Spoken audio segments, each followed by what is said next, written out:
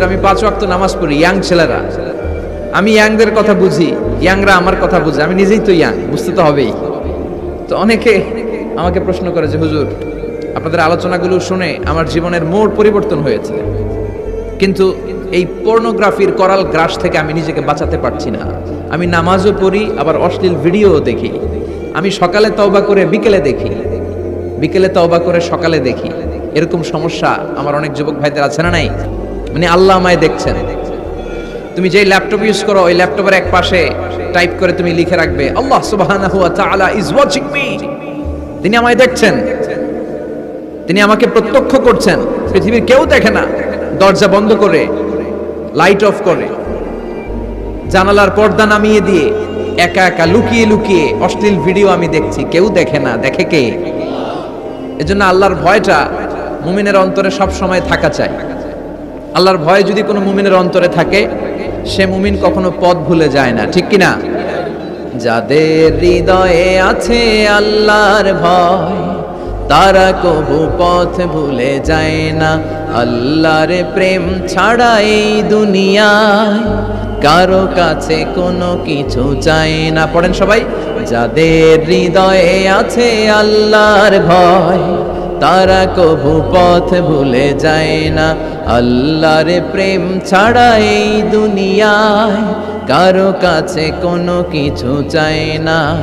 রাতের আধারে যারা সেজদাতে রয়, দু চোখের শ্রুতে নদী যেন বয়। ছলনার হাতছানি যতই আসুক, পেছনে ফিরেও সে তাকায় না। যাদের হৃদয়ে আছে আল্লাহর ভয়, তারা কবু পথ ভুলে যায় না।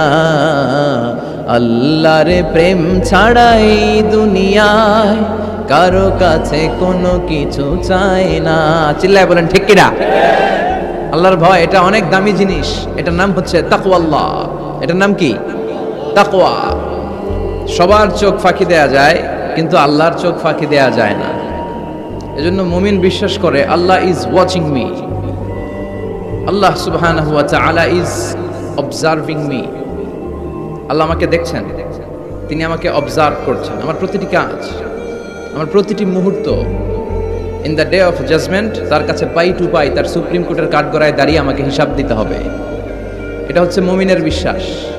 মুমিন সব সময় এটা বিশ্বাস করে যে কেউ না দেখুক, দেখে কে? পুলিশের চোখ ফাঁকি দেওয়া যায় কি যায় না? কথা বলেন। পুলিশের চোখ ফাঁকি দেওয়া যায় না? সিগন্যাল দিয়ে রাখছে পুলিশ, যাবা না, হুট করে গাড়ি টান মারছে, কিছু করার আছে? র্যাবের চোখ ফাঁকি দেওয়া যায় কি যায় না? বিমানবন্দরে কাস্টমস অফিসারের চোখ, যারা দেশের বাইরে থেকে আসেন, ইমিগ্রেশন পুলিশরা জিজ্ঞেস করে গোল্ড আছে? গোল্ড কোন দেশ থেকে আসছেন? গোল্ডের বার আছে? তো তাদের চোখ ফাঁকি দিয়ে অনেকে দেশের বাইরে থেকে গোল্ড নিয়ে আসে। কত বড় টাকা আছে না নাই? দেখেন, ওদের চোখ ফাঁকি দেওয়া যায়। পরীক্ষার হলে যারা গার্ড দেয়, তারাও যাতে উল্টাপাল্টা করতে না পারে, ম্যাজিস্ট্রেটও লাগানো হয়, ঠিক কিনা? ওই ম্যাজিস্ট্রেটের চোখ ফাঁকি দেওয়া যায় কি যায় না? ফাঁকি দেওয়া যায় না শুধু একজনের চোখ। এজন্য আমি সবসময় বলি যে কেউ যেটা দেখে না, দেখে কে? কেউ যেটা শোনে না, শোনে কে? আপনি যখন যে মুহূর্তে যেভাবে আল্লাহ তাআলাকে ডাক দেন, তিনি শুনতে পায়। নাকি মাঝরাতে ডাক দিলে শোনে না? তুফানে পড়ে ডাক দিলে শোনে না? ভূমিকম্পের মাঝখানে ডাক দিলে উনি শোনে না? এই বিশাল 7 আকাশ, 7টা স্তরের জমিন, এই 7 স্তরের জমিনের নিচে কোনো গোপনতম প্রকোষ্ঠে কোনো একটা বক্সের ভিতরে যদি ছোট্ট একটা মাকড়সা বা পিপিলিকা হেঁটে বেড়ায়, আল্লাহ বলেন আমি 7 আকাশের উপর থেকে, আমার আরশের উপর থেকে ওই পিঁপড়ার পায়ের আওয়াজটাও শুনতে পাই। এজন্য বিপদে পড়লে, মন যখন বিষণ্ণ থাকবে, দুঃখের সময়ে আমরা চাইবো কার কাছে? সব সময় প্রশংসা করব কার? ইদা সাআলতা ফাসআলিল্লাহ ওয়া ইদা ইসতাআনতা ফাসতাইন বিল্লাহ। যখন সাহায্য চাইবে আল্লাহর কাছে চাও, যখন কোনো কিছুর প্রয়োজন হবে আল্লাহর কাছে চাও। বিষ্ণু বলেছেন তোমার পায়ের জুতার ফিতাও যদি ছিঁড়ে যায়, মুচির দোকানে যাওয়ার আগে, জুতা ছিঁড়ে গেছে, মুচির দোকানে তো যেতেই হবে, কিন্তু মুচির দোকানেও যাওয়ার আগে চাইবা কার কাছে? আল্লাহর কাছে। এটা হচ্ছে মুমিনের বিশ্বাস, অগাধ বিশ্বাস থাকবে তার আল্লাহর উপর। যে কোনো পরিস্থিতিতে মুমিন এটা বিশ্বাস করে যে এই ক্রাইসিস থেকে একমাত্র আমাদেরকে উত্তরণ করতে পারেন একটা সত্তা, চিল্লায় বলেন তিনি কে? এজন্য সবসময় আমরা তার প্রশংসা করব। আল্লাহর প্রশংসা কি কম কম না বেশি বেশি?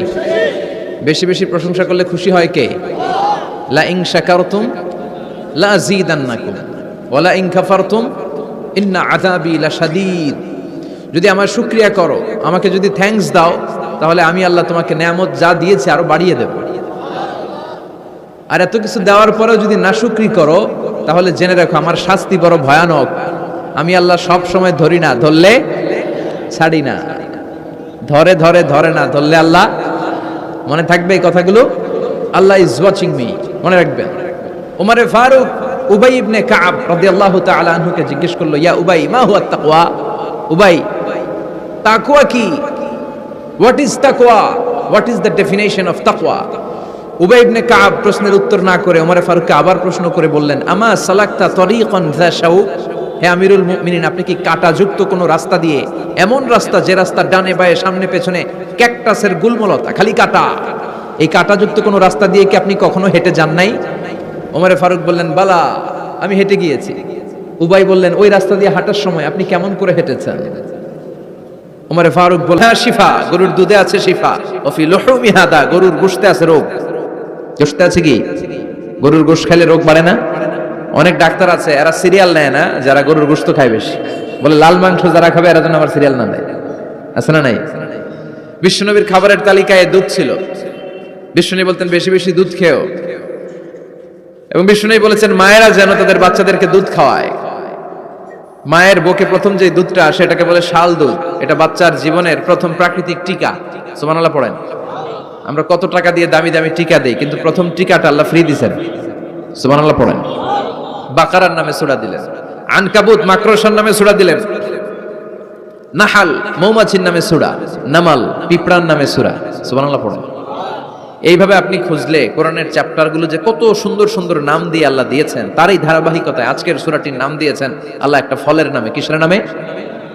3 ফলের নামে। সূরার নাম কি? সাইয়েদনা বারা ইবনে আযিব রাদিয়াল্লাহু তাআলা আনহু বর্ণনা করেন, বুখারীর বর্ণনা। তিনি বলেন, সামি'তু রাসূলুল্লাহি ইয়াকরাউ সূরাতাত তিন ফি সালাতিল ইশা। আমি বারা ইবনে আযিব রাদিয়াল্লাহু তাআলা আনহু এশার নামাজে বিশ্বনবীকে সূরাতুত তিন তেলাওয়াত করতে শুনেছি। কোন নামাজে? কোন সূরা পড়তেন? কোন নামাজে? কোন সূরা? মনে থাকবে? পড়বেন তো? তিনি বলেছেন এশার নামাজে আমি বিশ্বনবীকে সূরাতুত তিন তেলাওয়াত করতে শুনেছি। ফামা সামি'তু আহসানা সাউতিন মিন সাউতি রাসূলিল্লাহ। আল্লাহর রাসূলের কণ্ঠের চাইতে এত মধুর কণ্ঠ আমার জীবনে শুনি নাই। বিশ্বনবী যখন তেলাওয়াত করতেন সাহাবাদের কলিজা ঠান্ডা হয়ে যেত। সাহাবারা মাঝে মাঝে খাবার না পেলে, ঘরে খাদ্য না থাকলে বিশ্বনবীর কাছে চলে আসতেন। এসে বিশ্বনবীর চেহারার দিকে তাকায় থাকতেন, ওনার কণ্ঠে তেলাওয়াত শুনতেন। বিশ্বনবীর তেলাওয়াত শুনলে চেহারার দিকে তাকায় থাকলে ক্ষুধার কথা তারা ভুলে যেতেন। কি কণ্ঠ ছিল বিশ্বনবী! অনেকে বলে সাইয়েদনা দাউদ আলাইহিস সালামের কণ্ঠ ছিল অনেক চমৎকার, এটা ঠিক, কিন্তু বিশ্বনবীর চাইতে বেশি সুন্দর না। আকাবা উপসাগরের তীরে বসে সাইয়েদনা দাউদ যখন তেলাওয়াত করতেন, সাগরের মাছগুলো সাগর ছেড়ে ডাঙায় চলে আসতো, বনের পশু বন ছেড়ে বাইরে আসতো, আকাশের পাখি আকাশ ছেড়ে দিয়ে নিচে নেমে আসতো। কিন্তু বিশ্বনবীর কণ্ঠটা এর চেয়েও বেশি সুন্দর ছিল। সুবহানাল্লাহ পড়েন। বিশ্বনবী সারাদিন যে কোরআনের আয়াতগুলো নাজিল হয়েছে, প্রত্যেক রাত্রে এশার নামাজের পর ঘরের মধ্যে বসে বসে আয়াতগুলো তেলাওয়াত করতেন। আর মক্কার আবু জাহেল, উতবা, সাইবা, ওয়ালিদ ইবনে মুগীরা সবাই লুকিয়ে লুকিয়ে তেলাওয়াত শোনার জন্য বাড়ির চিপায় চলে আসতো। আবু জাহেল, উতবা, সাইবা এটা কি বিশ্বনবীর পক্ষের লোক না বিপক্ষের? বিপক্ষের লোক হয়েও নবীর কণ্ঠের তেলাওয়াত শোনার জন্য পাগল। তাইলে কণ্ঠটা কি নরমাল কণ্ঠ ছিল? যেন তেন কণ্ঠ ছিল? আবু জাহেল ছিল মক্কা শহরের প্রেসিডেন্ট। সে ঘোষণা দিয়ে দিত, কেউ মুহাম্মাদের কণ্ঠের তেলাওয়াত শুনবা না, শুনতে যেতে পারবা না। সবাইকে নিষেধ করে রাত্রিবেলা চোরের মতো নিজেই যাইতো। সুবহানাল্লাহ পড়ো।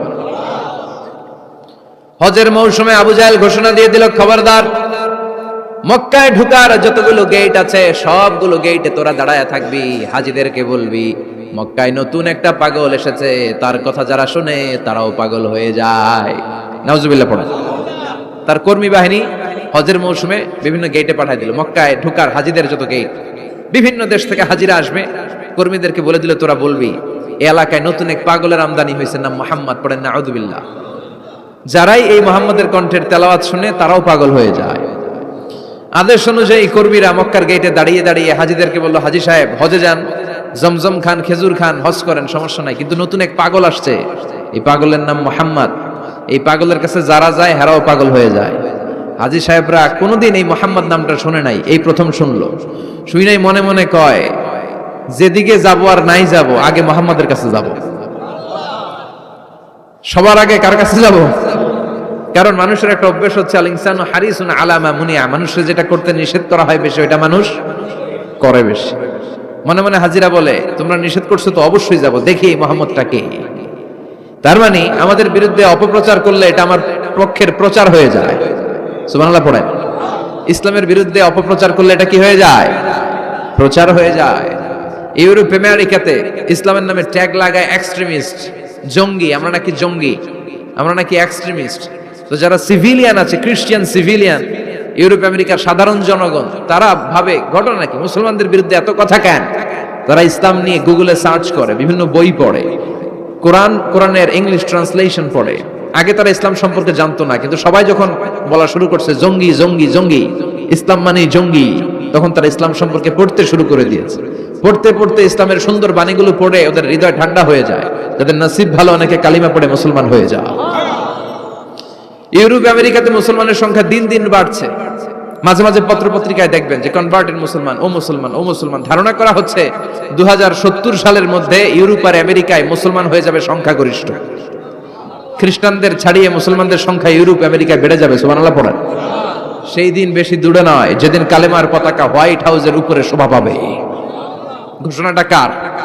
চিল্লায় বলেন, ওয়াদাটা কার? আবু জাহেল ঘোষণা দিয়েছে কেউ যেতে পারবে না, কিন্তু লুকিয়ে লুকিয়ে নিজেই যায়। একটা নির্ধারিত সময়ে বিশ্বনবী তেলাওয়াত করতেন, আর ওই তেলাওয়াতের সময় আবু জাহেল, উতবা, শাইবা, ওয়ালিদ ইবনে মুগীরা সবাই লুকিয়ে লুকিয়ে বিশ্বনবীর ঘরের চারদিকে কান পেতে মধুর কণ্ঠের তেলাওয়াত শুনতো। ফ্রি ফ্রি আরামসে শুনতো এই তেলাওয়াত। বিশ্বনবীর তেলাওয়াত যখন শেষ হয়ে যেত, এরা ভাগলপুর দিত দৌড়, ফিরে যাওয়ার রাস্তা থাকতো একটা, কয়টা? দেখা হয়ে যেত। একজন আরেকজনকে দোষারোপ করতো। আবু জাহেল বলতো, কিরে তোরা আসলি কেন? ওরা বলে, তুই এলি কেন? দিনের বেলা ভাষণ দেস মুহাম্মদের বিরুদ্ধে, রাত্রে বেলা চোরের মতো তুই আসিস কেন? একে অপরকে দোষারোপ করে।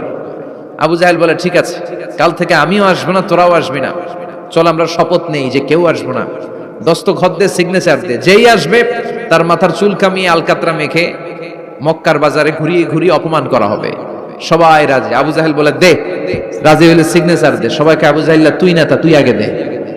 আবু জাহেল 1 নাম্বার, নাম্বার 2 উতবা, নাম্বার 3 শাইবা, সবাই সিগনেচার। কালকে কেউ যাবে না, কেউ যাবে না। দিন গড়িয়ে রাত আসে। বিশ্বনবীর যখন তেলাওয়াত করার টাইম, ওই টাইমে আবু জাহেলের তেলাওয়াত শোনার প্যারা উঠছে। যারা সিরিয়াল দেখে, সিরিয়াল দেখার প্যারা আছে না একটা? 9টায় সিরিয়াল শুরু হবে, 8:30 থেকে প্যারা ওঠে। কথা কন, আমার সিরিয়াল শেষ হয়ে গেল, সব কাজ বাদ দে, তাড়াতাড়ি টিভির সামনে বস, আছে না নাই? আবু জাহেলেরও প্যারা উঠছে, তেলাওয়াত শোনার প্যারা।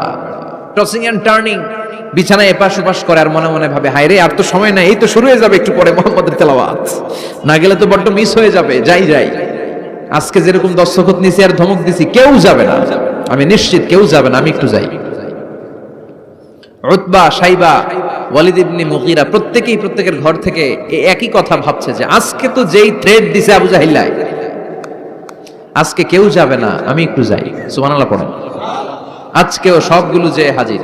বিশ্বনবী মন্ত্রমুগ্ধ করা সুরের ঝংকার তুলে তেলাওয়াত করছেন, আর সবগুলো মন্ত্রে মুগ্ধের মতো তেলাওয়াত শুনছে। বিশ্বনবীর তেলাওয়াত শেষ, সব দিছে দৌড়। ফিরে যাওয়ার রাস্তা কয়টা? আজকেও দেখা। আবু জাহেল কয়, কিরে তোরা আইলি কেন? সবাইকে আবু জাহেল, তুই আইলি কেন? একে অপরকে দোষারোপ করে। এই ঘটনাটা শোনানোর উদ্দেশ্য হচ্ছে বিশ্বনবীর কণ্ঠটা যেন তেন কোনো কণ্ঠ ছিল না, এই কণ্ঠে সুরের ঝংকার ছিল, ঠিক কিনা? এজন্য সাইয়েদনা বারা ইবনে আযিব রাদিয়াল্লাহু তাআলা আনহু বুখারীর বর্ণনায় বললেন, ফামা সামি'তু আহসানা সাওতান মিন সাওতি রাসূলিল্লাহ, বিশ্বনবীর কণ্ঠের চাইতে এরকম সুরেলা কণ্ঠ আমার জীবনেও আমি শুনি নাই। আর বিশ্বনবীকে এই সূরাটা কোন নামাজে পড়তে শুনছে? পড়বেন তো আপনারা? আল্লাহ তৌফিক দান করো। এই সূরাটা আল্লাহ কসম দিয়ে শুরু করছে, কি দিয়ে? তিন ফলের কসম দিয়ে। মনে রাখবেন, মান কানা ইয়াহলিফ ফালইয়াহলিফ বিল্লাহ, যার কোনো কারণে কসম কাটতেই হয় সেজন্য আল্লাহর নামে কসম কাটে, আউলিয়াসমুত, আর না হলে যেন চুপ থাকে। আল্লাহ ছাড়া কারো নামে কসম কাটা যাবে? কিন্তু আমাদের দেশে অনেক কিছুর নামে কসম আছে না নাই? আমরা কোরআন শরীফের নামে কসম কাটি, অনেক সময় কাবার নামে কসম কাটি, মায়ের বুকের দুধের কসম, বিদ্যার কসম কাটি না? কাটা যাবে? শিকারপুরের লোকের আর কি কি জিনিসের কসম কাটেন বলেন? হ্যাঁ, মায়ের কসম না, মায়ের কসম কাটা যাবে না। আর কি কি জিনিসের কসম কাটেন বলেন? আল্লাহর কসম কাটা যাবে। আর মাজারের কসম খাইছি না, মাজারের কসম কাটা যাবে। আর কিসের কসম কাটে এই দেশে? বইয়ের কসম না, বইয়ের কসম কাটা যাবে না। আর আছে? হ্যাঁ, আল্লাহ ছাড়া কারো নামে কসম কাটা যাবে, কিন্তু আল্লাহ চাইলে সবকিছুর নামে কসম কাটতে পারেন। চিল্লায় এখন সুবহানাল্লাহ। সে আল্লাহ বললেন, ওয়াত-তিনি ওয়াজ-যাইতুনি ওয়া তুরি সিনিন ওয়া হাযাল বালাদিল আমিন। তিনের কসম। কিসের কসম? তিন ফুলের কসম। এজন্য আল্লাহ বলেছেন ওয়াত-তিন। চিল্লায় বলেন, কি পড়েছেন? সম্মানিত ভাইরা, খেয়াল রাখবেন, কসম যখনই আল্লাহ কেটেছেন তখনই আল্লাহ ওয়াও ব্যবহার করেছেন। এটাকে বলে, এই যে এটা কিন্তু তাফসীরের আসল কথা, মনে রাখেন, ওয়াও আল কাসামিয়া, এটার বলে কসম কাটার ওয়াও। যত জায়গায় আল্লাহ কসম কেটেছেন তত জায়গায় আল্লাহ কি ব্যবহার করেছেন? চিল্লায় বলেন। আমরা অবাক হয়ে গেলে আমরা পড়ি ওয়াও, এই ওয়াও না, আমরা ওয়াও বলি না? অবাক করা জিনিস দেখলে কি বলে ছেলেবেলে? ওয়াও, এই ওয়াও নয়। এই স্টেজে রিং আসছে, মোবাইলে রিং আসলে ঝামেলা হবে। তো যত জায়গায় কসম তত জায়গায় ওয়াও। সবাই বলেন, যত জায়গায় কসম তত জায়গায়। যেমন আল্লাহ কোরআনে যুগের শপথ করেছেন, সময়ের কসম করেছেন। আল্লাহ বলেছেন ওয়াল আসর। কি বলেছেন? ওয়াও আছে না নাই? আল্লাহ পাহাড়ের কসম করেছেন, আল্লাহ বলেছেন ওয়াত্তুর। আল্লাহ ফজরের কসম করেছেন, আল্লাহ বলেছেন ওয়াল ফাজর। জিলহজের প্রথম 10 রাতের কসম করেছেন, তিনি বলেছেন ওয়ালায়ালিন আশর। জোর আর বেজোরের কসম করেছেন, তিনি কি বলেছেন? ওয়াতর। তারই ধারাবাহিকতা এখানে তিনি তিন ফলের কসম কেটেছেন, আর তিনি বলেছেন ওয়াত্তিন। চিল্লায় বলেন, তিনি কি বলেছেন? মানে তিনের কসম। কিসের কসম? তিন ফল। ডুমুর ফলের কসম কেটেছেন, কারণ এই ফলের অনেক উপকারিতা আছে। এটা আরব বিশ্বে, আরবদের কাছে খুবই গুরুত্বপূর্ণ সুস্বাদু একটা ফল। কালো ডুমুর হয়, সাদা ডুমুর হয়। এই ডুমুর ফল খেলে ডায়াবেটিক্স রোগীদের অনেক উপকার হয়। ডায়াবেটিক্স আমাদের জাতীয় রোগ না? ডায়াবেটিক্স আছে কার কার? অনেকের আছে না? এই ডায়াবেটিক্স আল্লাহ ভালো করে দিবে। কি খাবেন? ডুমুর ফল খাবেন। অনেক নারীদের ইররেগুলার মেনস্ট্রুয়েশনাল পিরিয়ড হয়, অনিয়মিত অনিয়ন্ত্রিত মাসিক। এই ডুমুর ফলের সেদ্ধ করা পানি যদি খায়, তাদের মাসিক নিয়মিত হয়ে যাবে। এটার মধ্যে অনেক স্ট্রেংথ এন্ড স্ট্যামিনা আছে। আর এই ফলটা জান্নাতি ফল। কি ফল? এটা জান্নাতি ফল। এই তিন গাছটা জান্নাতের গাছ। সাইয়েদনা আদম আলাইহিস সালামকে আল্লাহ বললেন, ওয়ালা তাকরাবা হাযিহিশ শাজারাতা ফাতাকুনা মিনাজ জালিমিন। ও আদম, তুমি আর হাওয়া মিলে জান্নাতে ঘুরো, জান্নাতে খাওয়া দাওয়া করো, যা মনে চায় করো, কিন্তু একটা নিষিদ্ধ গাছ আছে, ওই গাছের কাছে যাওয়া যাবে না। কার কথা? সব খাও, সব করো, কিন্তু নিষিদ্ধ গাছের কাছে যাওয়া যাবে না। আদম আলাইহিস সালাম শয়তানের ওয়াসওয়াসায় পড়ে ওই গাছের ফলই খেয়ে ফেললেন। ওয়ালাকাদ আহিদনা ইলা আদম মিন ক্বাবলু ফানাসিয়া ওয়া লাম নাজিদ লাহু আজমা। আমি আদমকে স্পেশাল একটা অর্ডার করেছি, ওই অর্ডার আদম রক্ষা করতে পারে নাই। পারবে কেন? আদম তো ভুলে গেছে। আদম আলাইহিস সালাম কি করছে? ভুলে গেছে। ভুল করে তিনি খেয়ে ফেললেন। শয়তানের ওয়াসওয়াসায় পড়ে শুধু আদমই খান নাই, হাওয়াও খেলেন আলাইহিমাস সালাম। খাওয়ার সাথে সাথে ওনাদের জান্নাতের পোশাকগুলো খুলতে আরম্ভ করলেন, নেকেড হতে শুরু করলেন। আদম আর হাওয়া দুইজনে কি হতে শুরু করলেন? উলঙ্গ হতে শুরু করলেন। গায়ের মধ্যে আর জামা নাই। সম্মানিত ভাইরা, এখানে শিক্ষণীয় যে বিষয়টা সেটা হচ্ছে শয়তানের কাজ, শয়তানের মিশন জান্নাতেও যেটা ছিল দুনিয়াতেও এটা। শয়তানের মিশন হচ্ছে আদম জাত, বনি আদমের দেহ থেকে কেমন করে কাপড় খোলা যায়, নারীদেরকে কেমন করে উলঙ্গ করা যায়। জান্নাতে যেমনি আদম আর হাওয়া আলাইহিস সালামের কাপড় শয়তান খুলেছে, দুনিয়াতেও শয়তান আমাদেরকে অশ্লীল বানাতে চায়। চিল্লায় বলেন ঠিক কিনা? এজন্য আমার মায়েরা, আমার বোনেরা, যাদের কানে আমার মাইকের আওয়াজ যায়, খবরদার, শয়তানের এই ওয়াসওয়াসায় ফাঁদে পা দেওয়া যাবে না। শয়তান চেয়েছে জান্নাতে কেমন করে মা হাওয়ার কাপড় খুলে ফেলা যায়, দুনিয়াতেও শয়তান চায় কেমন করে আপনাদেরকে নেকেড বানানো যায়, ঠিক কিনা? বাংলাদেশে নারীদের কাপড় এখন দেহের মধ্যে বাড়ছে নাকি কমছে? আছি আমরা এখন জামানায়, লাজ শরম গেছে হারায়, ঠিক কিনা?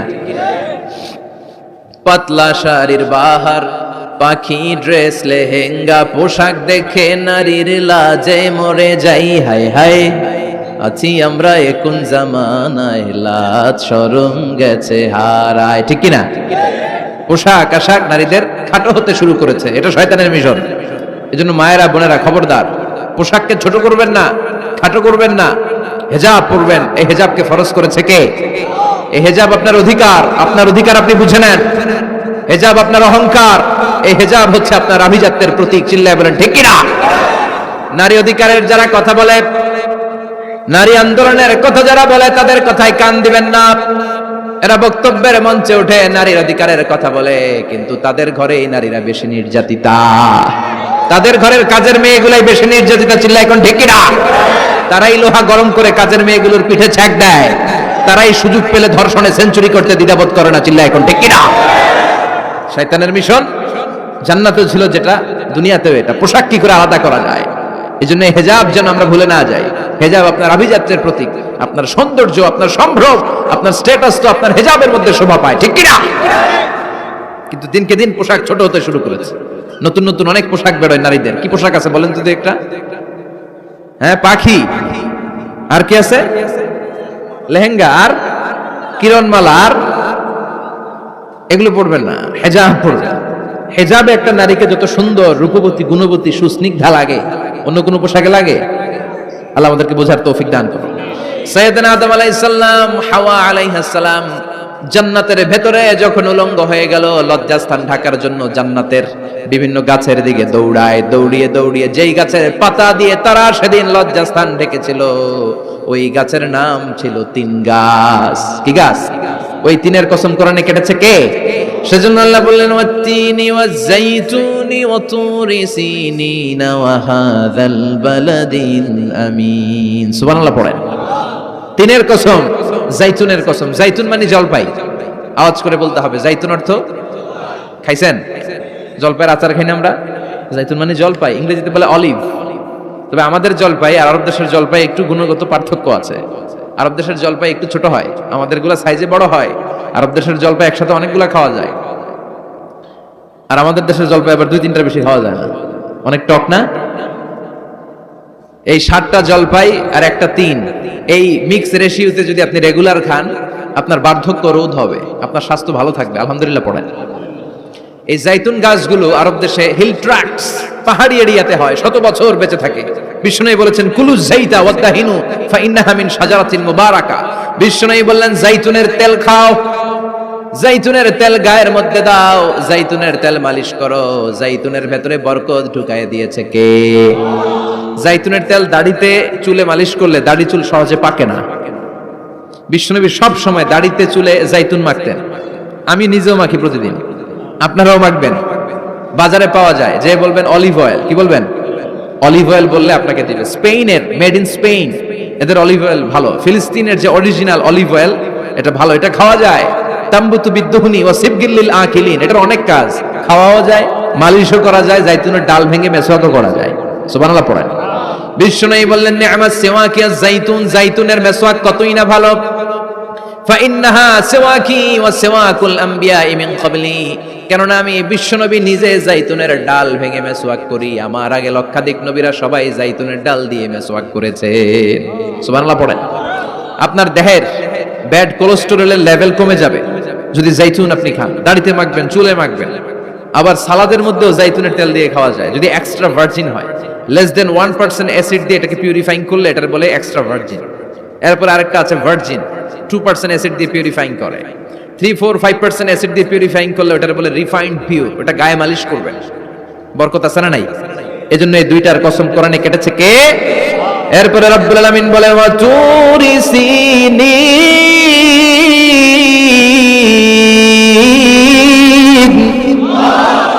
আমি তিন আর জাইতুনের কসম যেমনি কোরআনের মধ্যে করলাম, সাথে সাথে তুর পাহাড়ের কসম কাটলাম। সুবহানাল্লাহ পড়েন। সাউথ সাইনা, দক্ষিণ সিনাইয়ে এই তুর পাহাড়ের অবস্থান। মিশরে দুইটা জেলা আছে, উত্তর সিনাই, দক্ষিণ সিনাই। এই দক্ষিণ সিনাইতে 2285 মিটার উঁচু এই পাহাড়। সাইয়েদনা মুসা আলাইহিস সালাম এই পাহাড়ে উঠে কথা বলতেন কার সাথে? তাওরাতের মতো কিতাবকে আল্লাহ তাআলা কাঠের তক্তার মধ্যে লিখে এই পাহাড়ের উপর নাজিল করেছে। কাঠের তক্তা চিনেন? কাঠ দিয়ে মোটা মোটা তক্তা বানায় না? আল্লাহ নিজ হাতে তাওরাত লিখে এই কাঠের তক্তাগুলো সাইয়েদনা মুসা আলাইহিস সালামকে দিলেন, বললেন যাও, এটার মধ্যে হেদায়েত আছে, নূর আছে, বুরহান আছে, নিয়ে যাও, বনি ইসরাইলের কাছে দাওয়াতের বাণী পৌঁছে দাও, তুমি বার্তাবাহক, যাও। সাইয়েদনা মুসা আলাইহিস সালাম দেখলেন ছোট ছোট কিছু কাঠের ফলকার তক্তা, ভাবলেন কাঁধের মধ্যে তুলে নিয়ে যাই, এর চেয়েও কত ভারী ভারী জিনিস আমি মুসা কাঁধের মধ্যে তুলে বেড়াই। কিন্তু সাইয়েদনা মুসা আলাইহিস সালাম তক্তার মধ্যে হাত দিয়ে দেখে কাঁধে উঠাবে তো দূরের কথা, নাড়াতেই পারে না। সুবহানাল্লাহ পড়ে। কাঁধে উঠাবে তো দূরের কথা, কি করতে পারে না? নাড়াতেই পারে না। মুসা আলাইহিস সালাম ভাবলেন এদিক দিয়ে মনে হয় শক্ত, ওদিকে মনে হয় নরম, ওদিক দিয়ে ধরি, ওদিকে টান দেয়, ওদিকেও নড়ে না, মাঝখানে ধরে টান দেয়, নড়ে না। ঘটনা কি? এর চেয়ে কত বড় তক্তা কাঁধে লয়ে ঘুরি, আর এগুলো নড়ে না কেন? আল্লাহ জিব্রাইলরে বলেন না একটু হেল্প করতে? আল্লাহ বললেন যাও, তোমারে হেল্প করতে কইছি। মুসা আলাইহিস সালাম বললেন ভাই জিব্রাইল তুমি এদিক দিয়ে ধরো, আমি ওদিক দিয়ে ধরি। আমরা এরকম ধরে বলি না মারো টান হেইয়ো, এই দুইজনে হেইয়ো হেইয়ো শুরু করছে, কিন্তু তক্তা নড়ে না। মুসা আলাইহিস সালাম বললেন চলো পজিশন চেঞ্জ করি, তুমি এদিকে আমি ওদিকে, মারো টান আরো জোরে, কিন্তু তক্তা নড়ে না। মুসা আলাইহিস সালাম বললেন আল্লাহ জিব্রাইলের যে সঙ্গী ফেরেশতা 11 বলো না একটু হেল্প করতে। আল্লাহ বলে যাও হেল্প করে আসো।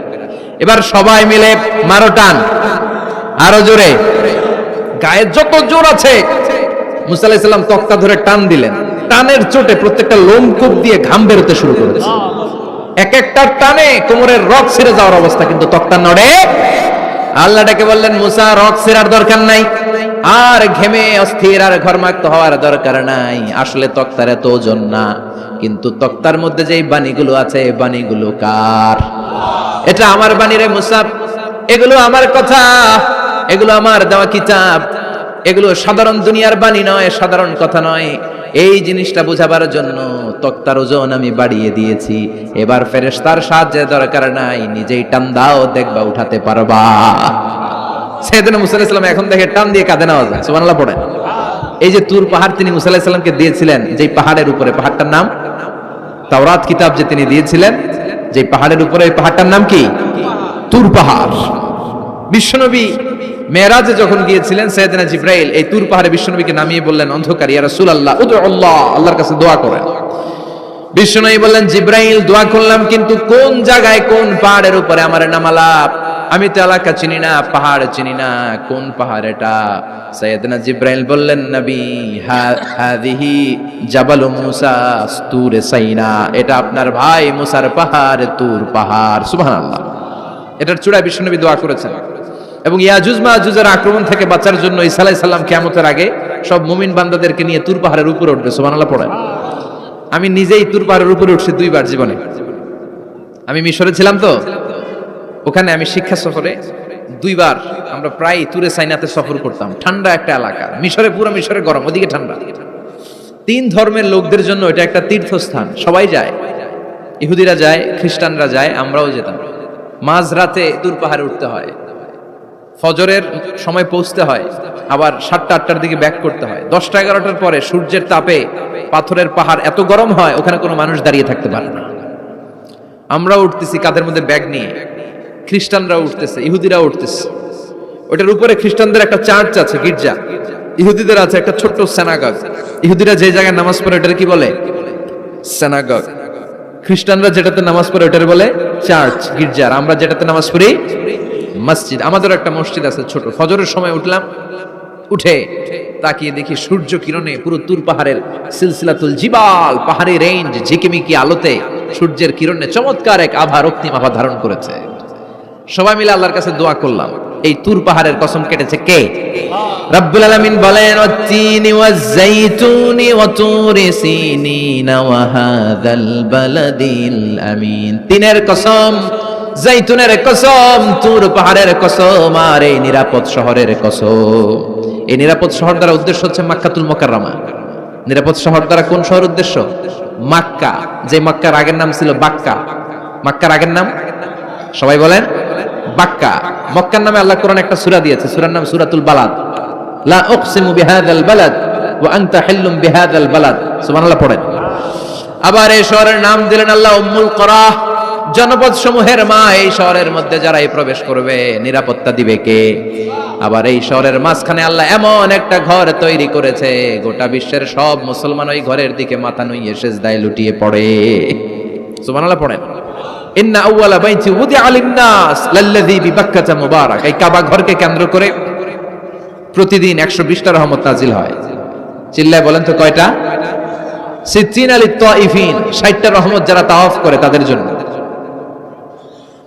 আরবাঈনা লিল মুসাল্লিন, 40টা রহমত যারা নামাজ পড়ে তাদের জন্য। 60 আর 40 কত? বাকি আছে কয়টা? ওয়ালা 20 লিন-নাযিরিনা ইলাল কাবা, বাকি 20টা রহমত যারা তাওয়াফও করে না, নামাজও পড়ে না, শুধু কাবার দিকে তাকিয়ে থাকে। সুবহানাল্লাহ পড়েন। আবার কাবার 4টা কর্নার আছে, একটা কর্নারের ভিতরে একটা পাথর আছে, এটাকে বলে ব্ল্যাক স্টোন কর্নার, হাজরে আসওয়াদের পাথর। এই পাথরে যেই চুমু দেয়, পাথর ওই চুমুদানকারীর জীবনের সব গুনাহ টেনে শুষে সব নিয়ে যায়। কিয়ামতের দিন আল্লাহ হাজরে আসওয়াদের 2টা ঠোঁট দিবেন, 2টা চোখ দিবেন, আর দাঁড় করিয়ে দিবেন। আল্লাহর সামনে দাঁড়িয়ে দাঁড়িয়ে হাজরে আসওয়াদ সুপারিশ করবে। আল্লাহর কাছে বলবে, আল্লাহ এই লোকটা আমারে চুমু দিয়েছে, তার জন্য জাহান্নামের আগুন হারাম করে দাও। এই হাজরে আসওয়াদ পাথরের জন্য আমরা চুমু দিতে পারি, আল্লাহ তৌফিক দাও। জোরে পড়েন আমিন। এই নিরাপদ শহরের কসম, শহরটার নাম মক্কা। চিল্লায় বলেন শহরটার নাম। এটার মাঝখানে একটা ঘর আছে, আল কাবা আল মুশাররাফা। লক্ষ লক্ষ মানুষ এই কাবা কেন্দ্রিক প্রতিদিন ছুটতে থাকে। আল্লাহ বলেছেন এটা মাসাবাতান লিন-নাস, মানুষের মিলন কেন্দ্র। লক্ষ লক্ষ মানুষ এই কাবাকে ঘিরে নামাজ পড়ে। প্রতিটা জুমার দিন 10 লাখেরও মোর দেন 1 মিলিয়ন মুসল্লি কাবার চারদিকে জুমার সালাত আদায় করে। সুবহানাল্লাহ পড়েন। আজান হওয়া মাত্রই মৌমাছির মতো মানুষগুলো ছুটতে থাকে। কাবার আজান শুনেছেন? আল্লাহু আকবার, আল্লাহু আকবার,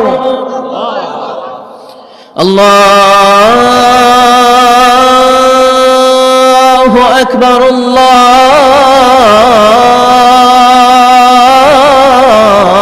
আল্লাহু আকবার।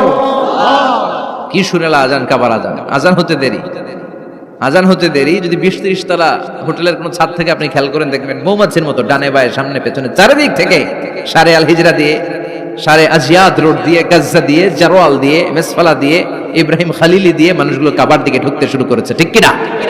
আবার বিশ্বনবী বলতেন, মক্কা তো হাব্বুল বিলাদ ইলাইয়া, মক্কা শহর আমার কাছে সবচাইতে প্রিয় শহর। লাউলা উখরিজতু লামা খারাজতু, মক্কার কুরাইশরা কাফেররা যদি এই শহর থেকে জোর করে আমারে বের করে না দিত, আমি কোনোদিন মক্কা ছেড়ে দূরে যেতাম না। সুবহানাল্লাহ পড়েন। বিশ্বনবীর জন্মস্থান এই শহর, যেখানে বিশ্বনবী জন্মেছেন ওইখানে আছে মাকতাবা, লাইব্রেরি। কি আছে? হজ ওমরা যারা করেছেন তারা দেখবেন ওখানে গেলেই ফ্রিতে বই দেয়। কি দেয়? বিশ্বনবীর জন্মস্থানে গেলে যেই ভাষার হন, বাঙালি গেলে বাংলায়, ইংরেজ গেলে ইংরেজিতে, পাকিস্তানিরা গেলে হিন্দিতে, সবাইকে ফ্রিতে বই দেয়া হয়। তার মানে বিশ্বনবীর জন্মস্থানে গেলেই বই পাওয়া যায়, ঠিক কিনা? বিশ্বনবীর জন্মস্থানের ঠিক পাশেই আবু জাহেলের জন্মস্থান। ওইখানে কি আছে জানেন? হ্যাঁ, হাম্মাম, হাম্মাম আবি জাহাল। বাঙালি হাজিদের বুক ভরা ঘৃণা তার জন্য। বাঙালি হাজিরা বলে, আবু জাহিল্লার টয়লেট কই, যাইয়া সব ভরাই দিয়ে আসুন। জেদ্দাতে নেমেই খুঁজতে আরম্ভ করে, আবু জাহিল্লার টয়লেট কই। সবাই বলে, এই না জেদ্দায় আসলেন, মক্কা তো 80 কিলো দূরে, আপনি যাবেন, ওমরা করবেন, বিশ্রাম নেবেন হোটেলে, এরপরে জিয়ারা যখন করায় তখন ওখানে নেয়। কিন্তু নাইমা একে আবু জাহিল্লার টয়লেট কই। কি ক্ষোভ তার প্রতি, না? কি ক্ষোভ আর ঘৃণা। আর বিশ্বনবীর জন্য অন্তর ভরা ভালোবাসা আছে না নাই? এজন্য ইসলাম হচ্ছে শান্তির ধর্ম। জঙ্গিপনা যারা করে, সন্ত্রাসবাদের কথা যারা সমাজে উস্কে দেয়, তাদের জন্য ইসলামে কোনো শান্তি নাই। আবু জাহেল ছিল সন্ত্রাসদের লিডার, ঠিক কি না? Leader of the all terrorist, কুখ্যাত ইন্টারন্যাশনাল সন্ত্রাসী আবু জাহেল। আর বিশ্বনবী ছিলেন মুজাহিদ। বিশ্বনবী কি ছিলেন? মুসা আলাইহিস সালাম ছিলেন মুজাহিদ। ফেরাউন ছিল কুখ্যাত সন্ত্রাসী আর জঙ্গি, ঠিক কি না? সাইয়েদনা ইব্রাহিম ছিলেন মুজাহিদ আর নমরুদ ছিল জঙ্গি, ঠিক কি না? যারা ইসলামের পক্ষে কথা বলে তারা মুজাহিদ, আর যারা ইসলামের বিপক্ষে তারা সন্ত্রাস আর জঙ্গি। চিল্লায় বলেন ঠিক কি না? সে আল্লাহ ডেকে বললেন গোলামুত্তিনি ওয়াজ-যাইতুনি ওয়া তুরি সিনিন ওয়া হাযাল বালাদিল আমিন। তিন ফলের কসম, জাইতুনের কসম, তুর পাহাড়ের কসম, বিশ্বনবীর জন্মস্থান মক্কাতুল মুকাররমার কসম। চারটা জিনিসের কসম কেটেছে কে? কয়টা জিনিসের? চারটা জিনিসের কসম কেটে আল্লাহ একটা কথা বলবেন। ওই কথাটার গুরুত্ব বেশি না কম? লাকাদ খালাকনাল ইনসানা ফি আহসানি তাকওয়িম। সবাই পড়েন, লাকাদ খালাকনাল ইনসানা ফি আহসানি তাকওয়িম। নিশ্চয় আমি মানুষের চেহারাটারে, আকৃতিটারে বড্ড চমৎকার আকৃতি দিয়ে তৈরি করেছি। সুবহানাল্লাহ। মানুষের মতো কোনো সুন্দর প্রাণী পৃথিবীতে নাই, আছে? গরু দেখবেন সবগুলোর চেহারা একরকম, কুকুরের অলমোস্ট সব কুকুরের কেন্দ্রীয় চেহারা এক, সব ছাগলের কেন্দ্রীয় চেহারা এক, কিন্তু একটা মানুষের সাথে আরেকটা মানুষের চেহারা মিলে? আমার সাথে হুজুরের চেহারার মিল আছে? হুজুরের সাথে ভাইয়ের, ভাইয়ের সাথে আপনার। 700 কোটি মানুষ নাকি পৃথিবীতে এখন আছে। এই 700 কোটির সাথে একটার লগে আরেকটার মিলে? কত 700 কোটি ময়রা কবরে ভূত হয়ে রয়েছে, একটার সাথে আরেকটার মিল ছিল? আরো কত 700 কোটি যে কিয়ামতের আগে আসবে, একজনের সাথে আরেকজনের চেহারার কোনো মিল খাবে? এরপর আপনি হিউম্যান অ্যানাটমি নিয়ে গবেষণা করেন, পায়ের পাতা থেকে শুরু করে মাথার তালু পর্যন্ত একটার পর একটা অঙ্গ এমন ভাবে আল্লাহ তৈরি করেছে, পৃথিবীর কোনো ডিজাইনারের কোনো ডিজাইন দ্বারা এটাকে মাপজোক আর পরিমাপ করা সম্ভব না। চিল্লায় বলেন ঠিক কিনা? এজন্য আল্লাহ বললেন লাকাদ খালাকনাল ইনসানা ফি আহসানি তাকওয়িম। মানুষকে চমৎকার আকৃতি দিয়ে তৈরি করেছে কে? আমাদের যে অঙ্গটা ঠিক যেখানে বসানো দরকার, ঠিক সেই অঙ্গটা আল্লাহ তাআলা ওইখানেই বসিয়েছে, ঠিক কিনা? আল্লাহর সৃষ্টির মধ্যে কোনো খুঁত ধরার, ভুল ধরার ক্ষমতা কারো আছে? এক লোক বট গাছের তলায় বসে বিশ্রাম নিচ্ছে, আর বট ফল দেখে অবাক যে এত মোটা বট গাছ, ফলগুলো এত ছোট। বট ফল ছোট হয় না নাকি এত বড়? আর পাশেই ছিল কুমড়া গাছ, লাউ গাছ। আল্লাহরে গালে দিতেছে, আল্লাহর কি রুচি! চিকন চিকন কুমড়া গাছ, চিকন চিকন লাউ গাছ, এত বড় ফল, আর ইয়া মোটা বট গাছ, এতটুকু ফল। আল্লাহর গালি দিতে দিতে ঘুমায় গেছে। আল্লাহরে গালি মারতে মারতে কখন যে ঘুমায় গেছে নিজেও জানেন। হঠাৎ একটা বট ফল পড়ছে একেবারে নাকে, লাফ দিয়ে উঠেছে। উঠে দেখে নাক দিয়ে রক্ত বেরোচ্ছে, ব্লিডিং। নাকের রক্ত মুছে আর পড়তে আরম্ভ করছে আলহামদুলিল্লাহ। কি পড়ে? মনে মনে কয় আল্লাহরে কেন গালি দিলাম? ওই কুমড়া যদি এইখানে হইতো, ওই লাউ যদি এইটার উপরে হতো, কুমড়া যদি একটা নাকের উপরে পড়তো, আমি নিজেই কুমড়া হইয়া যাইতাম, ঠিক কিনা? সুবহানাল্লাহ পড়েন। মা খালাকতা হাদা বাতিলা। এমনি এমনি আল্লাহ কিছু বানায় নাই, যেখানে যেটা যতটুকু দরকার সেটা করে দিয়েছে কে? চোখ যেখানে থাকা দরকার চোখ দিছে কে? নাক যেখানে দরকার নাক দিছে কে? চোখ কান এদিকে না হয়ে যদি অন্যদিকে হইতো সুবিধা হইতো? চোখ দুইটা মনে করেন এদিকে নাই, আছে এদিকে, এদিকে একটা চোখ, এদিকে সুবিধা হইতো? খাওয়ার সময় আমরা প্রথমে দেখি, নাক দিয়ে শুকি, তারপরে মুখে মারি, ঠিক কিনা? তো চোখ যদি পিছনে হইতো, প্রত্যেকটা খাবার নিয়ে চোখটা দেখানো লাগতো এইভাবে, তাই না? নাকও যদি এইখানে না হয়ে এদিকে নাকটা হইতো, খাবার নিয়ে ঘ্রাণ শুকতে চাইলে পেছনে নিয়ে। দেখেন কি সেটিং! চোখ যদি এইখানে না থেকে মাত্র 2 ইঞ্চি উপরে যদি আল্লাহ দিত, এদিকে একটা চোখ এদিকে একটা চোখ, সেজদা দিতে পারতেন? চোখ বন্ধ করে সেজদা দেওয়া লাগতো, ঠিক কিনা? ফুটবল খেলতে পারতেন? ফুটবলে হেড দিলেই ডিমের মতো পোস্ট হয়ে যেত চোখ দুইটা। সুবহানাল্লাহ পড়বেন না? দেখেন কানের কি সেটিং! কান যদি এইখানে না দিয়ে এই কানটা আল্লাহ এই বগলের নিচে দিত, আর এই কান যদি এই বগলের নিচে দিত, আজকে ওয়াজ শুনতেন কেমনে? এমনে। হাত তোলেন সবাই। 1.5 ঘন্টা আজারি সাহেবের আলোচনা এমনে থাকেন, 1.5 ঘন্টা হাত দুইটা তুলে থাকা যায় তো? হাত নামাইলে ওয়াজ শোনা যায় না, হাত উঠাইলে শোনা যায়। সুবহানাল্লাহ পড়েন। যেখানে যেটা যেভাবে দরকার দিয়ে দিয়েছে কে? আবার এখানে এয়ার ক্যানেল দিলেন। অনেকে কয় এগুলা দিছে কেন? এই ক্যানেল কিন্তু দরকার। ক্যানেল না থাকলে আপনার কথা ঢুকবে না, আপনি বুঝবেন না। অনেকের এই কানের ডিফেক্ট আছে, ডিফর্ম বেবি, এই রোগ নিয়ে জন্মাইছে, কানে মেশিন লাগানো লাগে, এই ক্যানেলের সমস্যা। এটা কেটে দিলে আপনি কান কাটা রমজান, কান কেটে দিলে আপনি কান কাটা রমজান হয়ে যেতেন। এই ক্যানেল দিয়ে ঘুরে ঘুরে সাউন্ড ওয়েভ গুলো যায়, ফলে আমরা শুনতে পাই। এই ক্যানেল না থাকলে শুনতে পেতাম না। তার মানে মা খালাকতা হাদা বাতিলা, এমনি এমনি কিছু দেয় নাই। 206টা হাড্ডি দিয়ে আমাদের মানুষের দেহ, ছোট্ট হাড্ডিটা আল্লাহ দিয়ে দিছে এখানে। এটার ভিতরে একটা ড্রাম আছে, এটার বলে এয়ার ড্রাম। সাউন্ড ওয়েভ, শব্দ তরঙ্গ এয়ার ড্রামে নক করে। এরপরে outer air, middle air, inner air হয়ে ইলেকট্রিক্যাল সিগন্যালের মাধ্যমে যাই দেখে যায়, ব্রেনের সাথে কানেক্ট হতে হলে ইলেকট্রিক্যাল সিগন্যাল দিয়ে কানেক্ট হতে হয়। এই সাউন্ড ওয়েভ, শব্দ তরঙ্গগুলো ইলেকট্রিক্যাল সিগন্যাল দিয়ে ট্রান্সমিট হয়ে ব্রেনের হেয়ারিং নার্ভ, শুনবার যে স্নায়ু, ওইখানে নক করে। নক করা মাত্র এই শব্দ তরঙ্গ আপনার শুনবার অনুভূতি জাগায়। এই সূক্ষ্মাতি সূক্ষ্ম কাজ কত ছোট্ট আর অল্প সময়ে করে দিচ্ছে কে? চোখ দিয়ে তাকানো মাত্রই দেখি কত রঙের রং দেখি। Human eyes can identify, can recognize more than 10 million colors. আমার কথা না, চক্ষু বিশেষজ্ঞদের কথা। মানুষের চক্ষু 10 মিলিয়নেরও বেশি রং, 1 মিলিয়নে 10 লাখ, 10 মিলিয়নে 1 কোটি, 1 কোটিরও বেশি ধরনের রং এই চোখ শনাক্ত করতে পারে। সাইজ মাত্র 2 মিলিমিটার। ছোট্ট এই চোখ দিয়ে এত কিছু দেখার সুযোগ দিয়েছে কে? এই দুটি চোখ দিয়েছি বলে দেখো যে কত অপরূপ নয়নাভিরা, খেতে খামারের জুড়াই জ্বালা বিধুরধু, তোমার দেয়া চোখের শুকুর জানাবো তার ভাষা কই, যতই দেখি ততই যেন পলক ছাড়া চেরই। সুবহানাল্লাহ পড়ে। যতই দেখি ততই যেন পলক ছাড়া চেরই। এভাবে আমাদের দেহের প্রতিটি অঙ্গ সেটআপ করেছে কে? আল্লাহু আকবার। এজন্য রব্বুল আলামিন বলেন, লাকাদ খালাকনাল ইনসানা ফি আহসানি তাকওয়িম, আমি মানুষকে সবচাইতে সুন্দর আকৃতিতে তৈরি করেছি। সুবহানাল্লাহ। আমরাই শুধু মাথা উঁচু করে দাঁড়াতে পারি, গরু এরকম মাথা উঁচু করে দাঁড়াতে পারে? গরুর মাথা নিচে, ছাগলের মাথা নিচে, সবার মাথা নিচে। মানুষই 2 পায়ে ভর করে শির দ্বারা, মানে স্পাইনাল কর্ডের উপর টান টান হয়ে মাথাটা উঁচু করে এইভাবে দাঁড়ায়। পৃথিবীতে একটাই সৃষ্টি, এজন্য আল্লাহ এই সৃষ্টির নাম দিয়েছে আশরাফুল, যে মাখলুকাতের কাছে নূরের ফেরেশতাও সেজদা দিতে বাধ্য হয়েছে। ঠিক কি না? তুমি মাটির আদমকে প্রথম সৃষ্টি করিয়া ঘোষণা করিয়া দিলে শ্রেষ্ঠ বলিয়া, তাই তো নূরের ফেরেশতা করে আদমকে সেজদা। ঠিক কি না? তাই তো নূরের ফেরেশতা করে আদমকে সেজদা, সবার চেয়ে সম্মান দিলে মাটির আদমকে। আল্লাহু আল্লাহু তুমি জাল্লে জালালুহু, শেষ করা তো যায় না গে তোমার গুণগান। আল্লাহু আল্লাহু। সুবহানাল্লাহ পড়েন। আশরাফুল মাখলুকাত বানালেন। এত বৈচিত্র্য মানুষকে আল্লাহ দিয়েছেন, বিবেক দিয়েছেন, আবেগ দিয়েছেন, বাক শক্তি, কথা বলার ক্ষমতা। কোন প্রাণীর আছে? সুবহানাল্লাহ কইবেন না? বিবেক দিয়েছেন, আবেগ দিয়েছেন, বাক শক্তি দিয়েছেন, উপলব্ধি করবার মতো ক্ষমতা দিয়েছেন।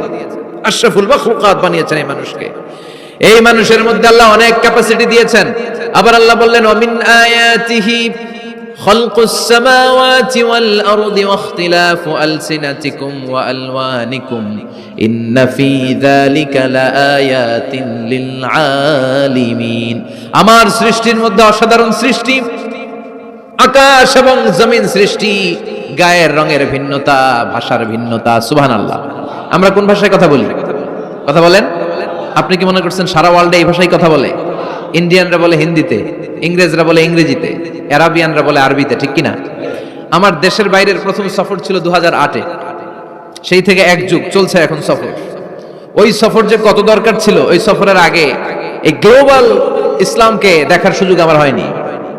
মানুষের যে কত ভিন্নতা, কত ভাষায় যে মানুষ কথা বলে। 2008 সালে আমি যখন আমার ইউনিভার্সিটিতে গেলাম, মাগরিবের সালাতের সময় পৌঁছেছি। আজান হওয়ার সাথে সাথে দেখলাম students of more than 100 nationalities, they are coming out from their hostel to offer Maghrib prayer.